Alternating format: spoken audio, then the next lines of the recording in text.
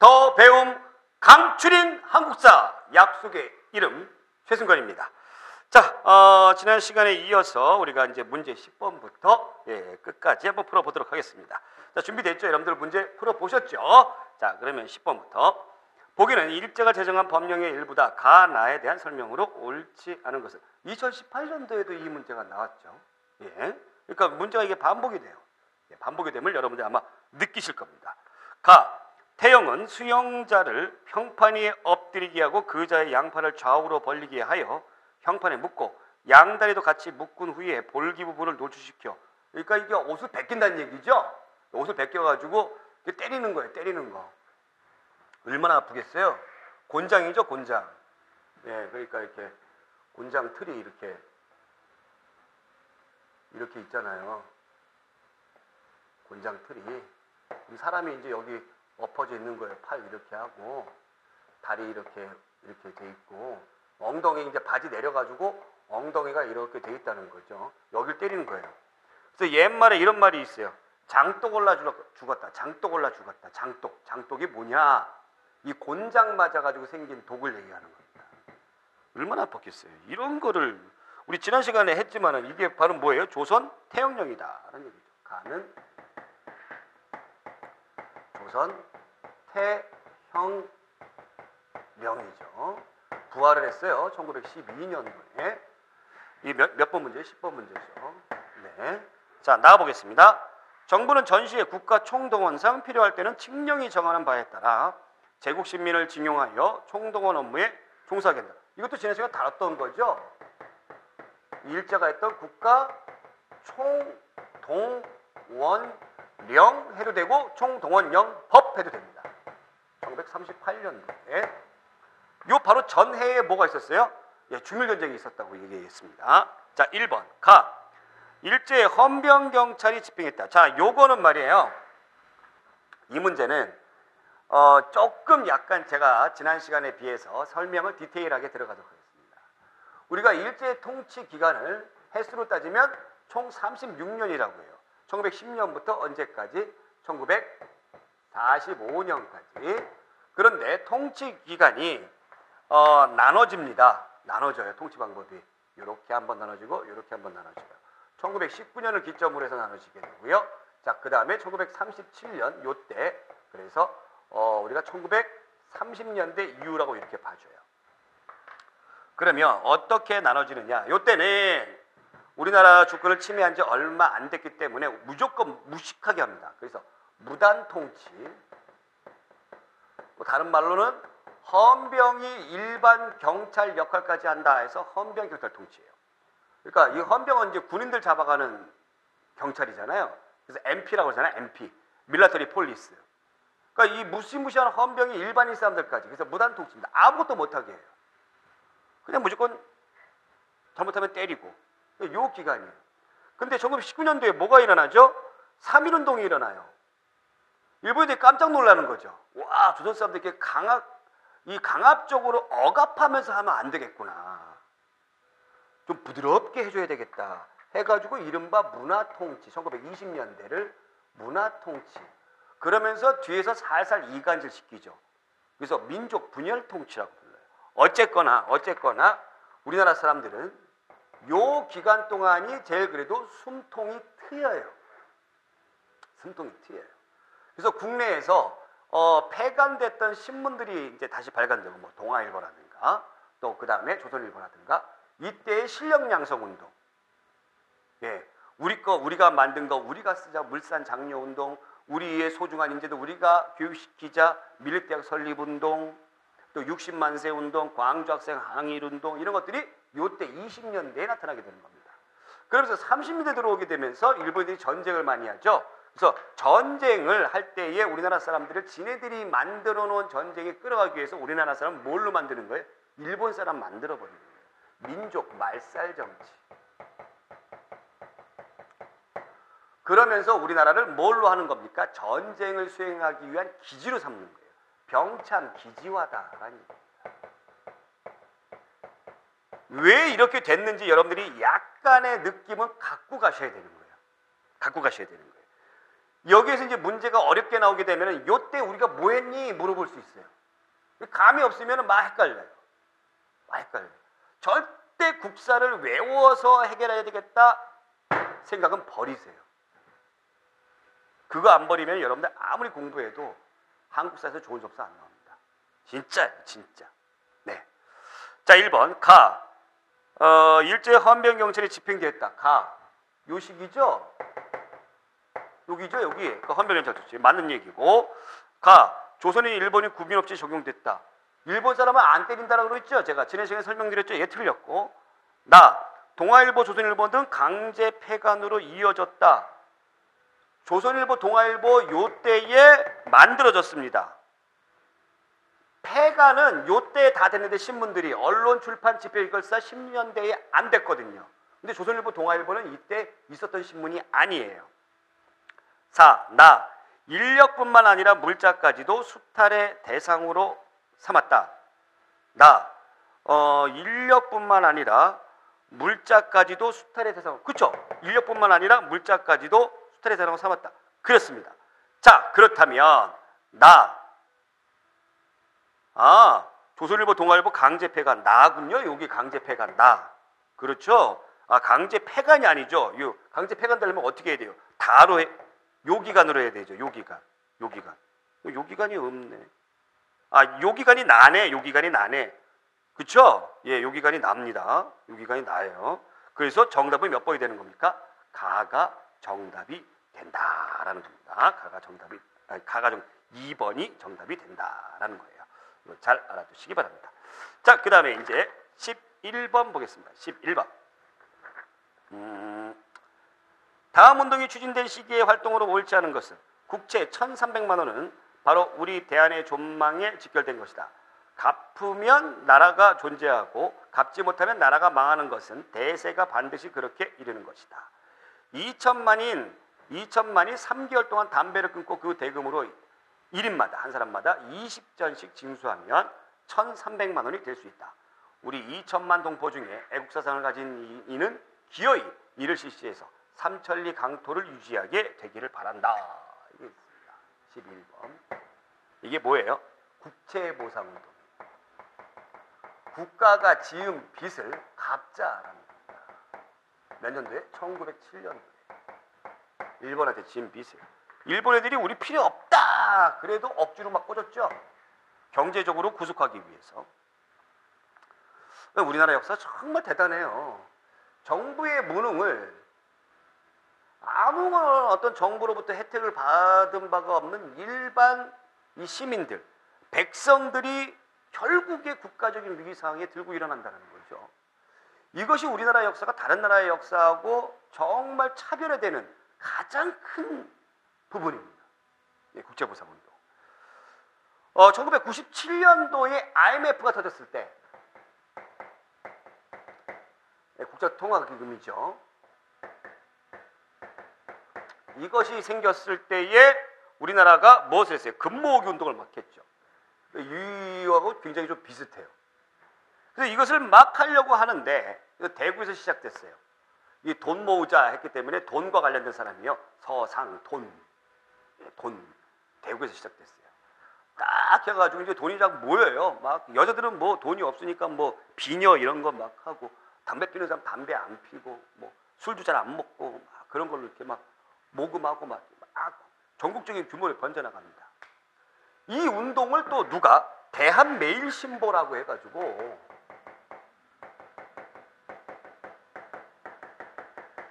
영국인 베델이 사장이에요. 이 신문에서 열심히 홍보를 했어요. 열심히 홍보했어요. 그 일제가 탄압을 못해.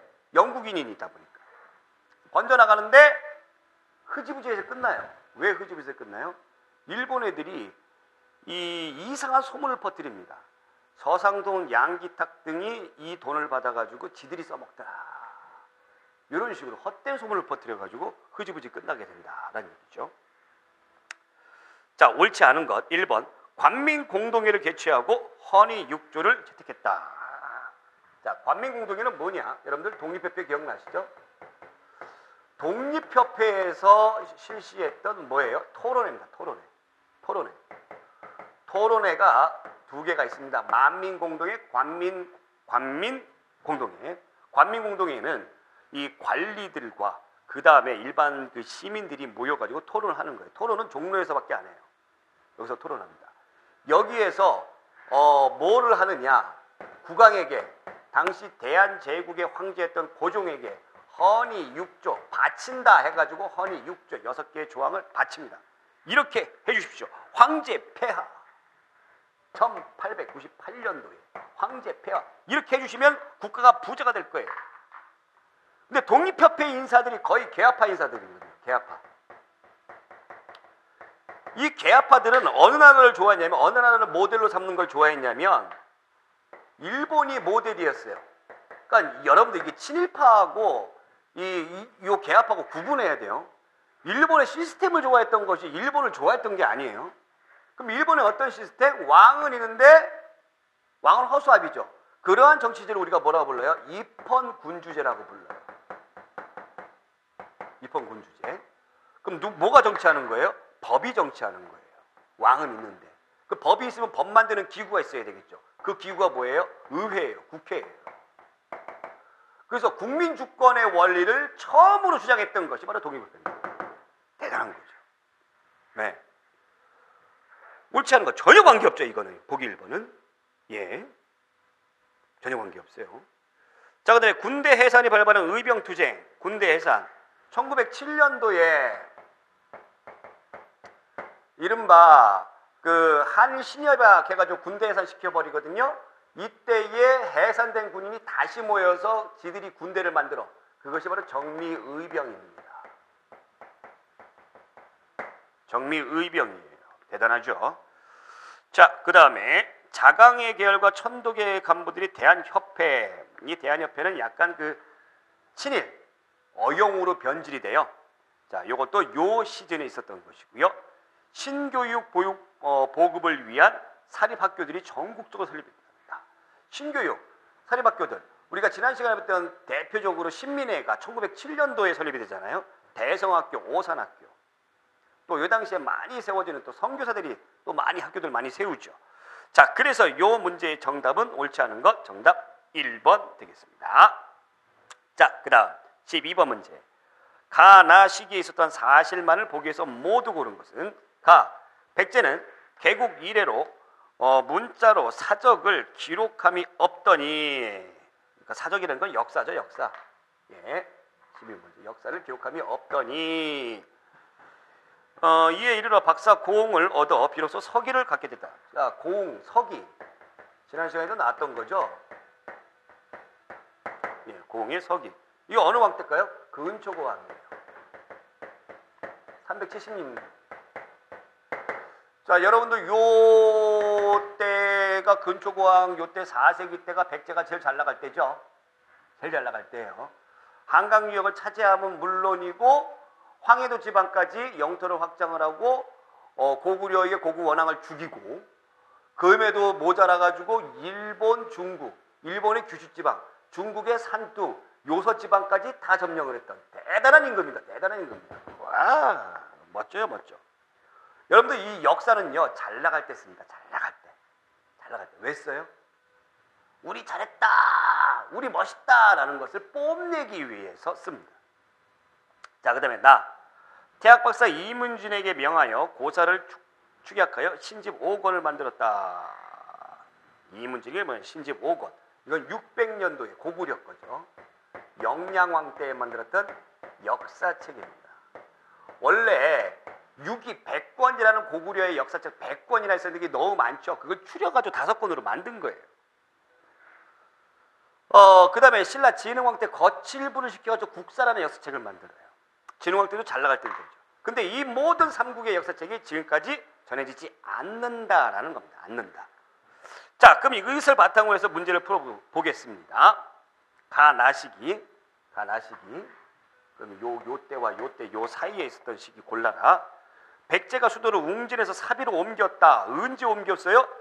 성왕 때 옮겼죠. 성왕 때. 성왕은 몇 세기 사람이에요? 6세기 사람이에요. 그럼 여기와 요 사이에 들어가요? 그렇습니다. 동글뱅이.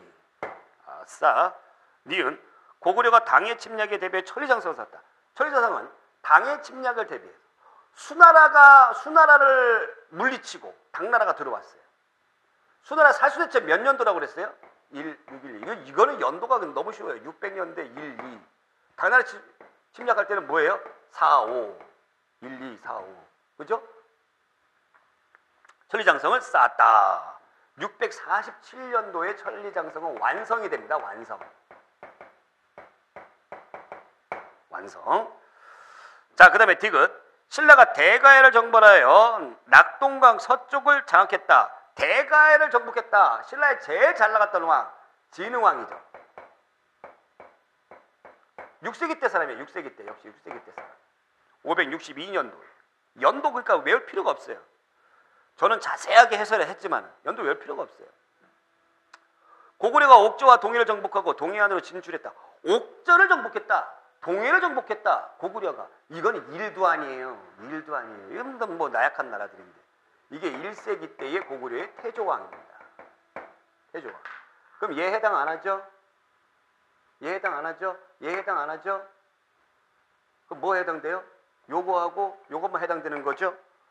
요거하고 요거니까 뭐예요? 정답은?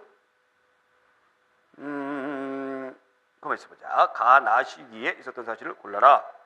정답은 6세기 때에 골라라. 그러니까 기억하고 디귿이네요. 정답은 2번. 기억하고 디귿을 골라주시면 되겠습니다. 기억하고 디귿이 정답이다 라는 겁니다. 아시겠죠? 이렇게 하나하나씩 풀어가 주시면 돼요. 근데 여기 딱 보니까 우리 그 해설집에 정답이 오류가 났어요. 그래서 요거는 정답이 1번으로 돼 있는데 2번으로 고쳐주셔야 됩니다. 2번으로 고쳐주세요. 기억, 디귿 정답이다. 자, 그 다음에 문제 13번. 다음과 관련이 있는 왕이 시행한 정책만을 보기 위해서 모두 고른 것은 왕이 시행한 정책만. 쌍기가 귀한 이후에 문사를 존중하여 은혜와 예가 너무 융숭하니 재주 없는 자가 외람되이 갑자기 승진하여 한 해 한 해 경상이 되었다. 경상이라는 것은 이제 높은 그 재산 같은 위치가 됐다는 얘기죠. 멀리 중국 남방과 북방의 용렬한 사람까지도 특별한 예로서 접대하니 이 때문에 젊은 문사들이 다투어 진출하고 옛 덕망 있는 사람들이 점차 쇠진해진다라는 겁니다. 여기 그 쌍기가 나옵니다. 쌍기. 이 사람 원래 중국 사람인데 우리나라에 귀해가지고 이 사람 때문에 뭐를 하게 됐어요? 과거제를 하게 됐어요. 이게 누구 때입니까? 광종 때예요. 고려의 이 광종은 어떤 일을 했느냐? 왕권 강화를 하는 데 있어서 무지하게 노력을 했던 사람이에요. 그 왕권 강화가 왜 필요했느냐? 아버지 왕건이 호족을 그냥 끌어만 안았어.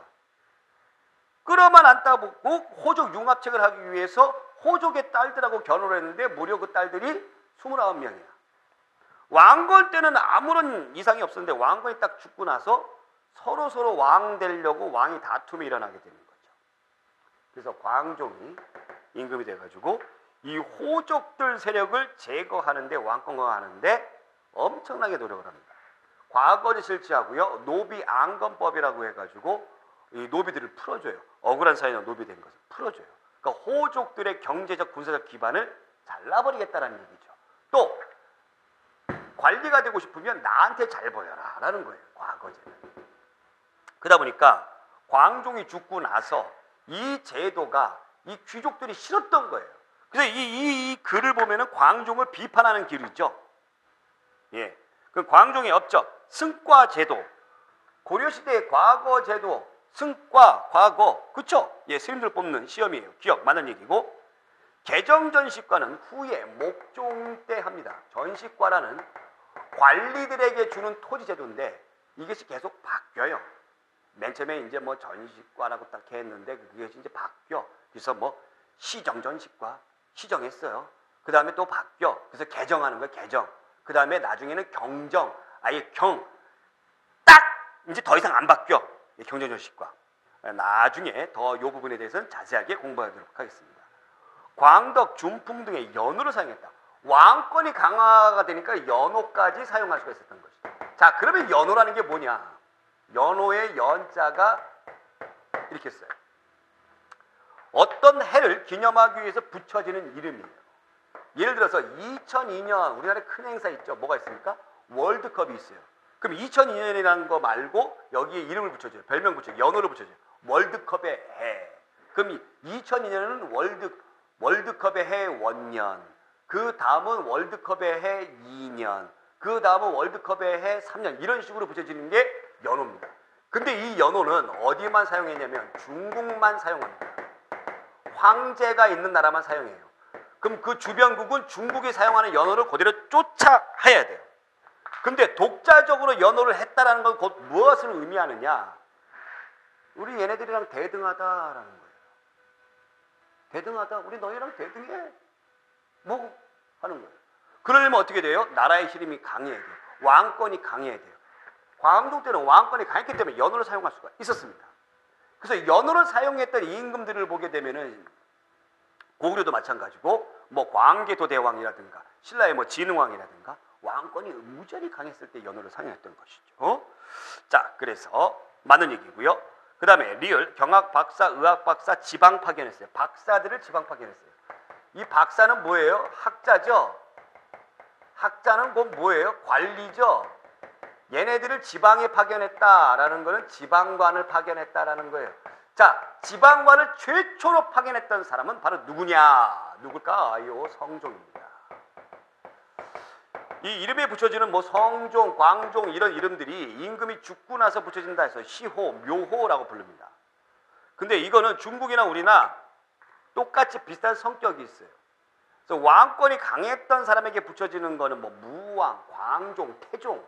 나라 세웠어요. 그러면 뭐 태조, 고조. 예? 그 다음에 그 시대의 문물을 완성했어요. 완성했다 해서 성종 이렇게 붙여줘요. 성종. 문물 완성했어요. 지방 행정제도도 완성했어요. 그래서 지방관을 파견합니다. 어디에? 전국을 12개로 나눠서 12목에 12개로 나눠서 파견을 하죠. 그 얘기예요. 그 얘기. 근데 고려의 지방 행정제도를 기억력이 좋은 사람들은 잘 알겠지만 오도 양계라고 부릅니다. 일반적인 행정구역은 5도, 국경지역엔 2개의 계를 두었어요. 동계, 북계. 그래서 군사적인 지역과 일반적인 지역이 나눠졌어요. 왜 나눠졌을까요? 이게 현종 때 이렇게 했는데, 현종 때. 현종은 성종 다음의 임금이에요. 왜 이게 나눠졌을까요? 성종 때 누가 쳐들어와요? 거란이 쳐들어와요. 거란이 3차례 쳐들어오다 보니까 우리나라 깜짝 놀래요. 와, 안 되겠다, 안 되겠다. 국경 방어를 잘해야 되겠다 해서 성격에 따라 가지고 5도 양계로 나눠지게 되는 겁니다. 오케이. 자, 그렇다면 네, 정답은 몇 번이에요? 기역과 디귿이죠? 예, 기역과 디귿. 정답 2번. 자, 14번. 기역에 대한 설명은 옳은 것은 동학도들은 각 읍에 할거하여 공예에 모를 세우고, 예, 기역을 세우고 서기, 성찰, 집사, 동몽 등을 두어 완연한 하나의 관청으로 삼았다. 이른바 고을수령은 다만 이름만 있을 뿐 행정을 맡을 수 없었다. 심지어 고을수령들을 추방하니 이섭애들은 모두 동학당에 들어 성명을 보존하였다. 네, 얘네들이 그럼 뭐냐? 기억이 뭐냐? 동학의 자치 행정기구인 바로 뭡니까? 집강소죠. 동학농민운동은 몇 년도에 일어나죠? 1894년도에 일어납니다. 요 해가 굉장히 중요해요. 동학농민운동도 일어나지요. 또 그 다음에 뭐도 일어나요? 갑오개혁도 일어나지요. 청일전쟁도 일어나지요. 네. 그러면 기역에 대한 옳은 설명은 1. 사발통문의 작성에 앞서섰다. 동학은요 크게 3가지 성격으로 구분할 수가 있어요. 자, 맨 처음에 교조신원운동이 일어나고요. 두 번째 1차 농민봉기가 있습니다. 세 번째 2차 봉기가 있어요. 1차 교조신원운동은 억울하게 죽은 교조, 이 동학을 만든 최재우가 억울하게 죽였으니까 이 사람의 명예를 회복시켜 주세요 해가지고 모인 거예요. 물론 들어주지 않습니다. 1차 봉기는 왜 일어나느냐? 당시에 고부 군수 조병갑이 못된 짓을 많이 해서 들고 일어난 거예요. 이게 1차 봉기예요. 요때 모이자 해가지고 사발통문을 만들어서 연락을 하게 됩니다. 사발통문이라는 거는 사발이 게 뭐예요? 그릇이죠. 그릇이 동그랗게 뒤집어 버리면 이 동그랗게 한 다음에 여기다가 이름을 탁 이렇게 쓰는 거예요. 왜 이렇게 써요? 누가 주모자인지 모르게끔 한 거예요. 1차 봉기 때에 나타났던 것이고 교주신혼운동 관계없고 관군과 협상하여 전주 화약을 체결하였다. 이것도 1차 봉기죠. 1차 봉기. 1차 봉기. 전주 화약을 체결을 하고 그 다음에 어떻게 했습니까? 집강소를 했습니다. 전주 화약. 1차 봉기 딱 하니까 정부가 깜짝 놀라. 물리칠 수가 없어. 정부가 무능하니까. 그래서 관리를 파견해가지고 어떻게 해요? 화해를 시켜요. 전주에서. 화해를 시켜. 그래서 동학농민군들이 그럼 우리를 군대 해산하겠다. 대신 너네들 믿지 못하니까 이거는 내가 설치할 거야 한 거예요. 이거. 자, 그 다음에 4번. 지역의 치안을 유지하고 탐관으로 응징했다. 바로 이거죠. 그래서 정답은 4번입니다. 4번. 이 동학과 관련된 문제, 이런 문제 잘 나오니까 잘 알아두셔야 돼요. 자, 그 다음에 몇 번? 15번. 다음 글을 쓴 인물의 저술로 옳은 것은 또 나왔네요. 또 나왔어요. 또 나온다고 했잖아요. 제가. 옛사람이 말하기를 나라는 멸망할 수 있으나 그 역사는 결코 없어질 수 없으니 이는 나라가 형체라면 역사는 정신이기 때문이다. 이제 우리나라의 형체는 없어져 버렸지만 정신은 살아남아야 할 것이다. 이것이 내가 역사를 쓰는 까닭이다. 정신이 살아서 없어지지 않으면 형체도 부활할 때가 있을 것이다. 정신을 되게 강조하셨죠. 자, 요 글은 아주 유명한 글이죠. 누굽니까? 박은식 선생님. 박은식. 나라는 망했지만 우리의 정신은 살아있다. 그러니까 나라 망한 거 아니야. 라고 우리를 위로하는 겁니다. 한국 통사에 들어가 있는 겁니다.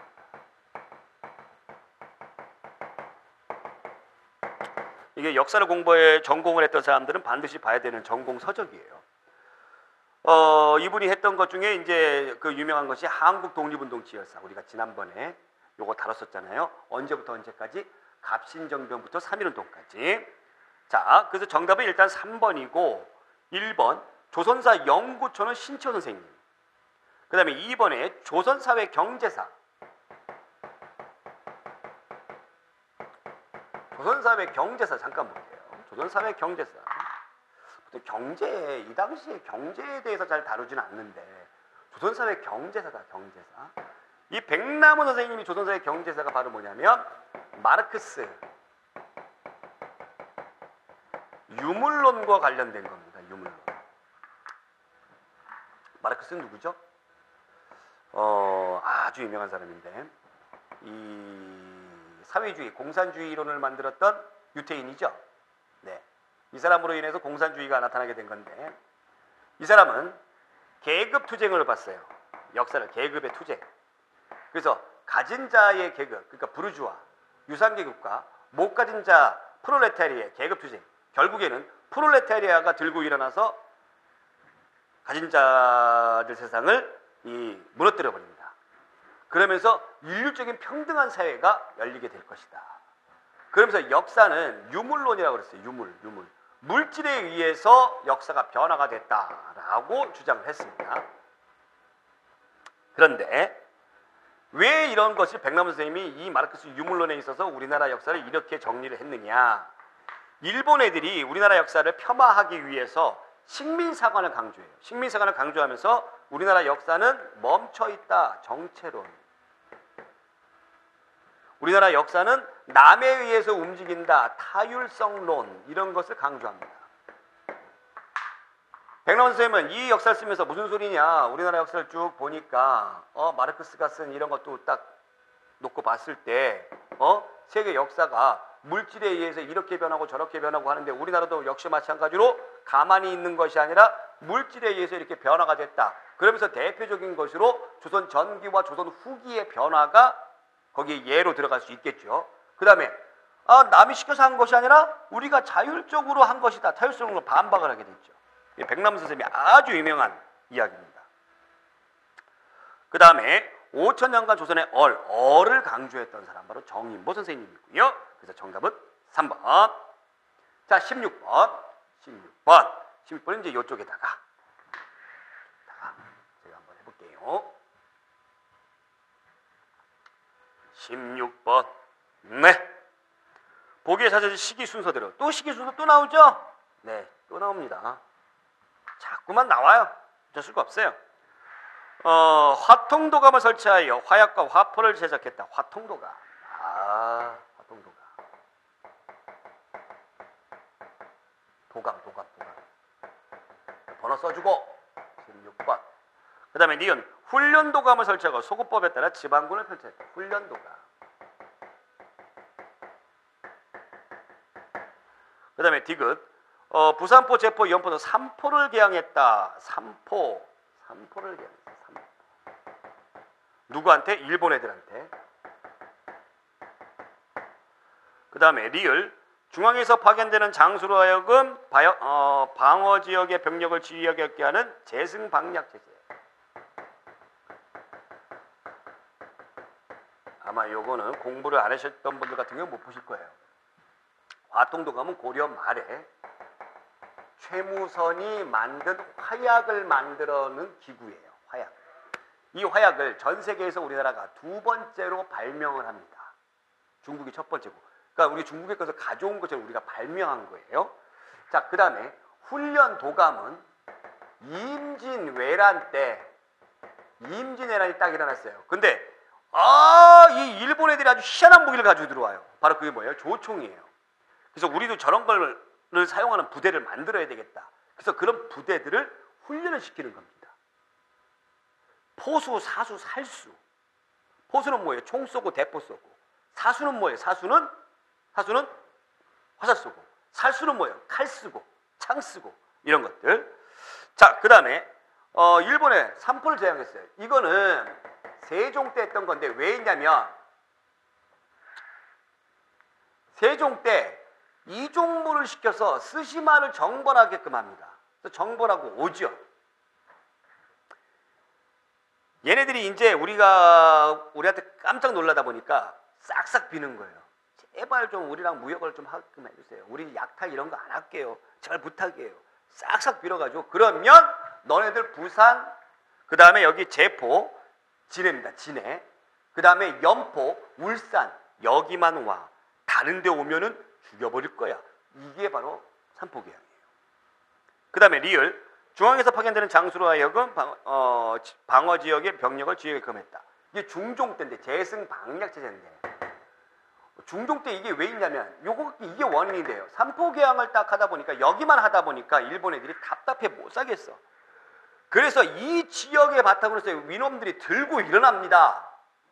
들고 일어나는데 거세게 들고 일어나가지고 우리나라가 깜짝 놀라요.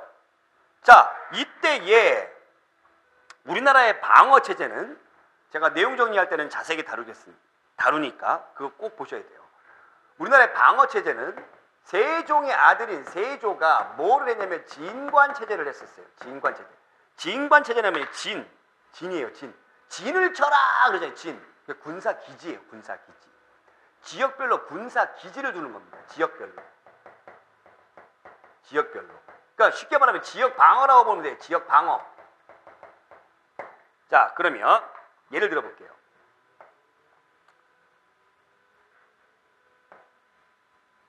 우리나라죠.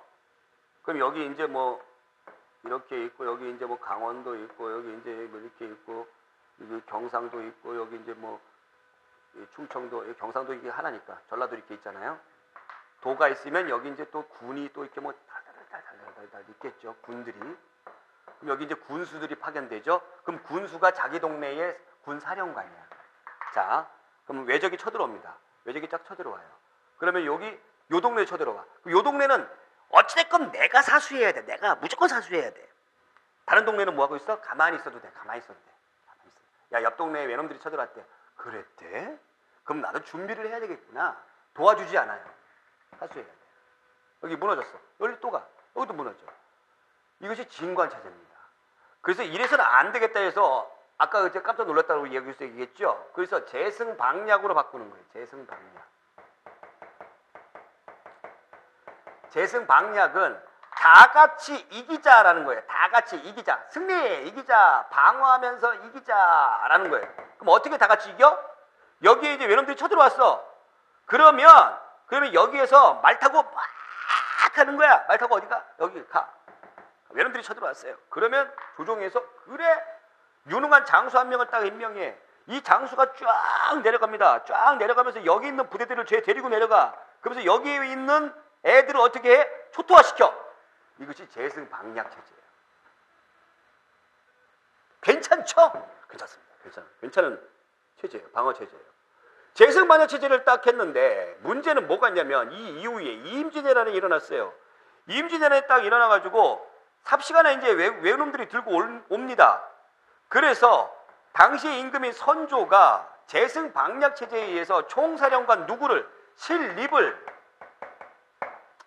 신립을 총사령관으로 임명해가지고 얘를 여기로 파견해서 막아라 했습니다. 막아라 했는데 신립이 여기로 넘어오는 문경세제를 안 막고 탕금대에 배수의 진을 치면서 망해버렸죠. 망해버리면서 주력 부대가 여기서 다 망해져 버리니까 도망갈 수밖에 없었던 거죠. 와, 이 재승방략 체제의 단점은 한 번 망하면 다 망하는 거예요. 다 망해. 진관 체제의 단점은 대규모의 부대가 쳐들어오게 되면 삽시간에 망해. 그래서 어떻게 했냐면 다시 나중에는 진관 체제로 돌아서면서 플러스 소고군까지 나오게 됩니다. 소고군은 뭐냐면 원래 정규 부대가 아니에요. 일종의 예비군이에요. 예비군. 군대 안 가는 애들 예비군들. 그 군대 안 가는 애들이 누가 있어요? 여자는 무조건 안 가고 애들도 안 가고 노인네도 안 가지만 멀쩡한 남자 중에서 누가 안 가요? 천민들 군대 안 갑니다. 노비 같은 천민들 군대 안 가요. 그 다음에 양반들 군대 안 가요. 그 다음에 서얼들 군대 안 가요. 얘네들을 일종의 예비군으로 만들어 놓은 거예요. 속 5군형에 속해 있다. 조선 후기 들어가면은 우리나라 부대를 총 5개로 만들어 놓거든요. 주력 부대를 5군형이라고 그러거든요. 속해 있다 해서 속 5군이에요. 그 얘네들 여기에 속해 있는 사람들 양반들, 노비, 천민, 서얼들이 이렇게 있는 거예요. 근데 임진왜란을 딱 보면서 각지에서 바다에서는 이순신이 활약을 했지만 이 각지 육지에서 누가 활약을 해? 이 의병들이 활약을 하더라라는 얘기죠. 이름 없는 백성들이. 얘네들을 부대로 편입을 해야 되겠다 해가지고 이렇게 나온 거예요. 자, 아시겠죠? 제가 이런 문제 유형을 처음 나오니까 제가 이렇게 자세하게 설명해 드리는 거지 계속 저와 문제풀이를 하다 보면은 이와 비슷한 얘기가 나오게 되면 이렇게 자세하게 안 해요. 그래서 처음 들을 때 눈 동그랗게 뜨고 잘 보세요. 잘 보셔야 돼요. 그래야지 뒤에 비슷한 문제 나오면 쑥쑥 넘어가도 이 문제 정답 딱 이렇게 올 수 있으니까. 아시겠죠? 저 그렇게 자세히 열심히 봐도 못생기지 않았습니다. 네, 한국사계의 얼짱입니다. 누가 그래요? 그냥 나만 우기는 거죠. 자, 어쨌거나 그렇게 됐다라는 거죠. 그래서 맨 처음에는 바로 뭡니까? 기역이고요. 그 다음에 디귿이네요. 그 다음에 뭐예요? 리을이고 그 다음에 니은입니다. 기역, 디귿, 리을, 니은. 정답 2번. 자, 17번. 다음과 같이 주장한 실학자에 대한 설명으로 옳지 않은 것은? 이게 또 나오죠. 대체로 재물은 비유하건대 샘과 같은 것이다. 퍼내고 차고 버려두면 말라버린다. 비단 옷을 입지 않아서 나라에 비단 짜는 사람이 없게 되면 여성들의 기술이 쇠퇴하고 둥둥둥둥둥둥둥. 누구죠? 박제가죠. 박제가가 무슨 파? 북학파. 지은 책이 북학이. 어떻게 외우라고? 제가 북학파입니다. 그죠? 네, 박제가예요. 지구 자전설을 주장했다. 이거 지난 시간에 나왔던 문제. 그냥 살짝 보기만 바꿔서 나온 거죠. 그러니까 2016도 문제 풀고 2018년도 문제 푸는 사람들 보면은 그냥 거저먹는 문제가 한 3문제 정도는 되는 것 같아요. 그럼 17번. 지구 자전설. 지구가 돕니다. 돌아요. 누구? 홍대용이죠. 홍대용. 이게 정답이네요. 절약보다 소비를 권장했다. 그렇죠. 박제가. 수레와 선박의 이용. 그렇고요. 청의 문물을 적극 수용할 것을 제청했다. 그래서 북학파죠. 북학파. 네. 정답 1번.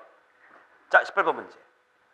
다음 남북 간의 합의의 배경으로 오는 것은 쌍방은 다음과 같은 조국 통일 원칙들의 합의를 보았다. 첫째, 통일은 외세에 의존하거나 외세 간섭받음이 없이 자주적으로 해결해야 된다. 첫째, 자주적으로 해야 된다. 그 다음에 둘째, 통일은 상대방에 반대하는 무력 행사에 의거하지 않고 평화적으로 해야 된다. 평화적. 셋째, 사상과 이념, 제도의 차이를 초월하여 우선 하나의 민족으로서 민족 대단결을 도모해야 된다. 민족 대단결. 자, 통일의 노력과 관련된 문제 제일 많이 나온 문제가 바로 얘예요. 얘는 바로 뭐냐? 1972년도에 있었던 7.4 남북 공동 성명이, 이거 굉장히 중요한 사건입니다. 당시의 대통령은 누구였어요? 박정희죠. 북한은 누구였어요? 김일성이죠. 서로 맨날 으르렁거리고 싸우기만 하다가 처음으로 남한과 북한이 공동으로 성명을 냈습니다. 당시에 중앙정보부장이었던 이우락이 북한에 쫙 가가지고 김일성을 만나서 딱 이걸 했어요. 이거 합시다. 딱 했어요. 당시에 어떤 분위기였냐면, 와, 통일되는가 보다. 야, 신난다. 들떴어요.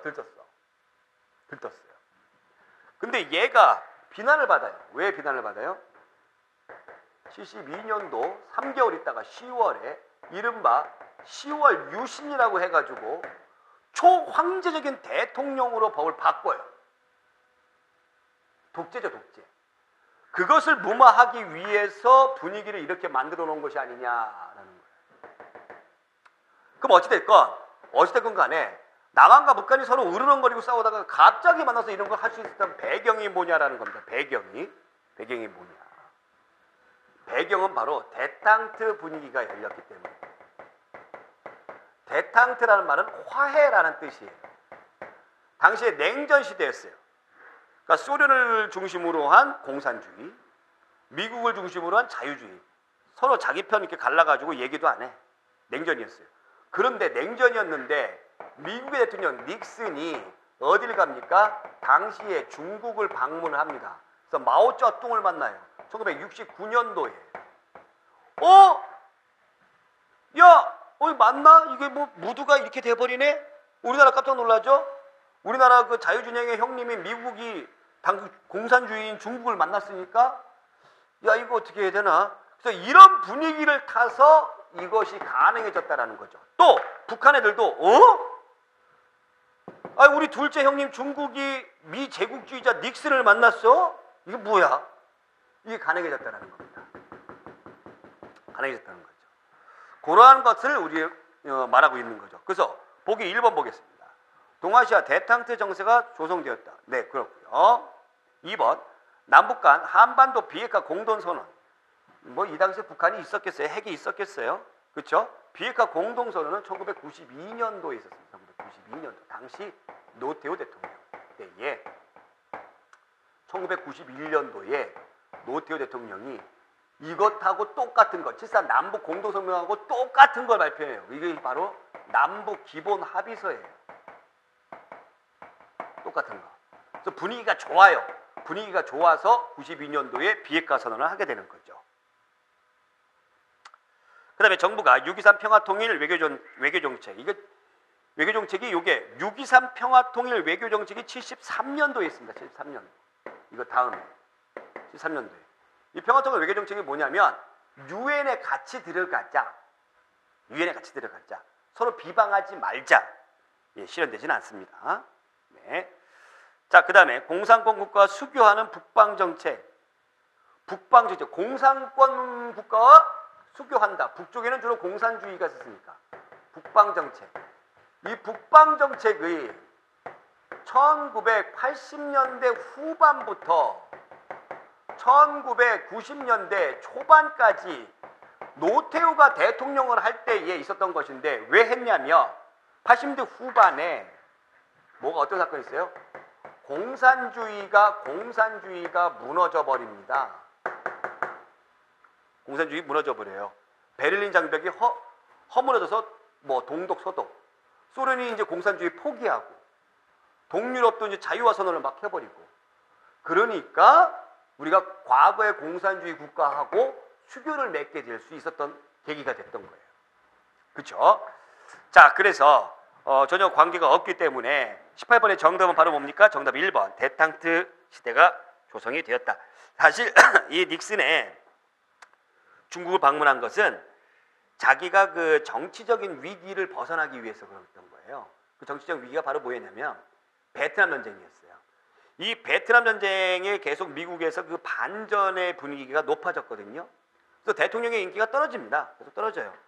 떨어져서 이것을 어떻게 해결을 할까? 그래서 닉슨이 중국을 방문하게 되는 거예요.